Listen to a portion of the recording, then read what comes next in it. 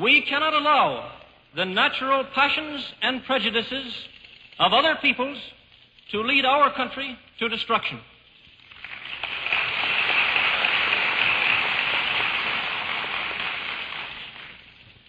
The Roosevelt administration is the third powerful group which has been carrying this country toward war.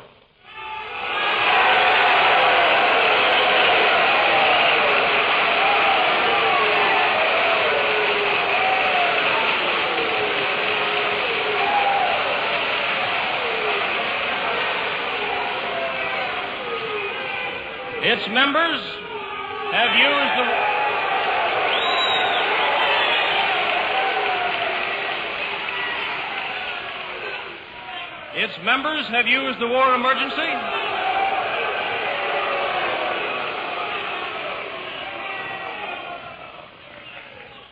Its members have used the war emergency to obtain a third presidential term for the first time in American history.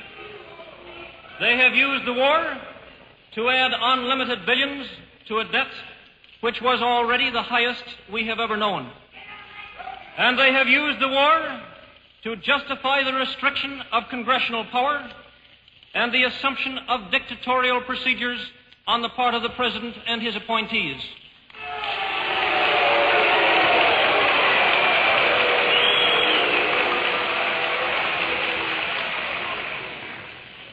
The power of the Roosevelt administration depends upon the maintenance of a wartime emergency. The prestige of the Roosevelt administration depends upon the success of Great Britain, to whom the President attached his political future at a time when most people thought that England and France could easily win the war. The danger of the Roosevelt administration lies in its subterfuge. While its members have promised us peace, they have led us to war, heedless of the platform upon which they were elected.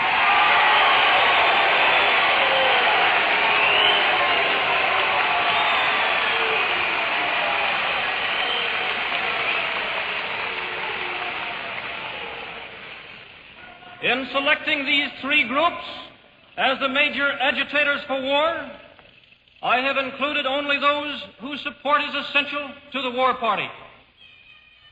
If any of these groups, the British, the Jewish, or the administration, stops agitating for war, I believe there will be little danger of our involvement.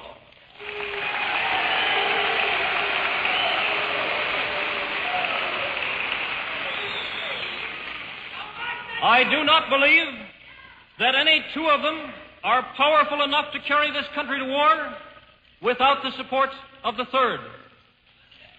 And to these three, as I have said, all other groups are of secondary importance.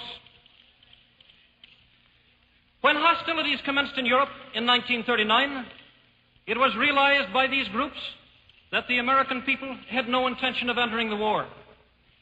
They knew it would be worse than useless to ask us for a declaration of war at that time.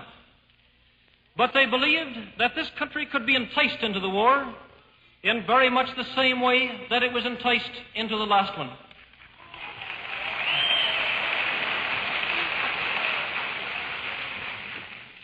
They planned, first, to prepare the United States for foreign war under the guise of American defense. Second, to involve us in the war step by step without our realization. Third, to create a series of incidents which would force us into the actual conflict. These plans were, of course, to be covered and assisted by the full power of their propaganda. Our theaters soon became filled with plays portraying the glory of war. Newsreels lost all semblance of objectivity. Newspapers and magazines began to lose advertising if they carried anti-war articles. A smear campaign was instituted against individuals who opposed intervention. The terms fifth columnist, traitor, Nazi, anti-Semitic were thrown ceaselessly at anyone who dared to suggest that it was not to the best interests of the United States to enter war.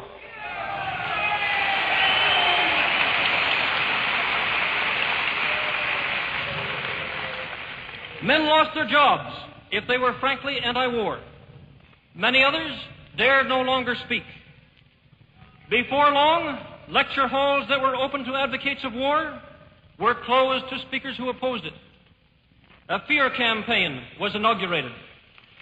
We were told that aviation, which has held the British fleet off the continent of Europe, made America more vulnerable than ever before to invasion. Propaganda was in full swing. There was no difficulty in obtaining billions of dollars for arms under the guise of defending America. Our people stood united on a program for defense. Congress passed appropriation after appropriation for guns and planes and battleships with the approval of the overwhelming majority of our citizens. That a large portion of these appropriations was to be used to build arms for Europe, we did not learn until later. That was another step.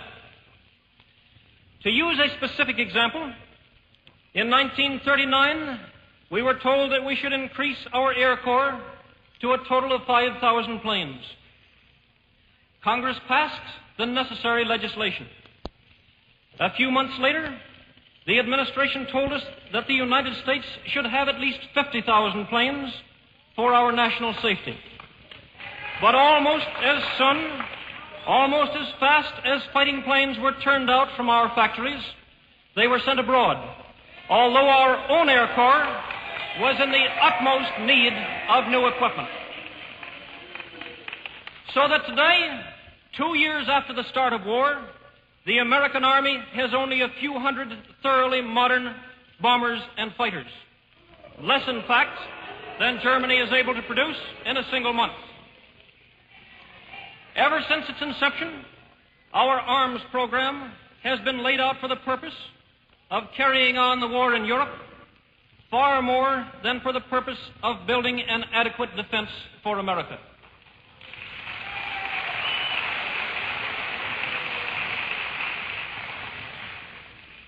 Only one thing holds this country from war today.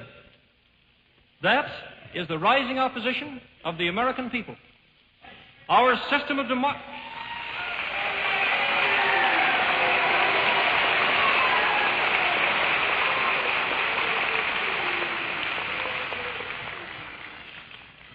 Our system of democracy and representative government is on test today as it has never been before.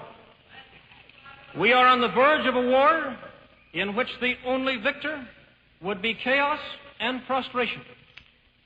We are on the verge of war for which we are still unprepared and for which no one has offered a feasible plan of victory.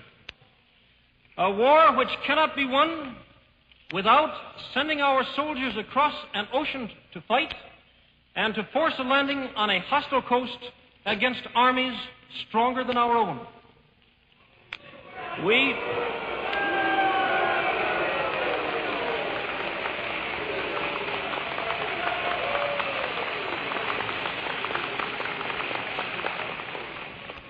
We are on the verge of war, but it is not yet too late to stay out. It is not yet too late to show that no amount of money or propaganda or patronage can force a free and independent people into war against its will.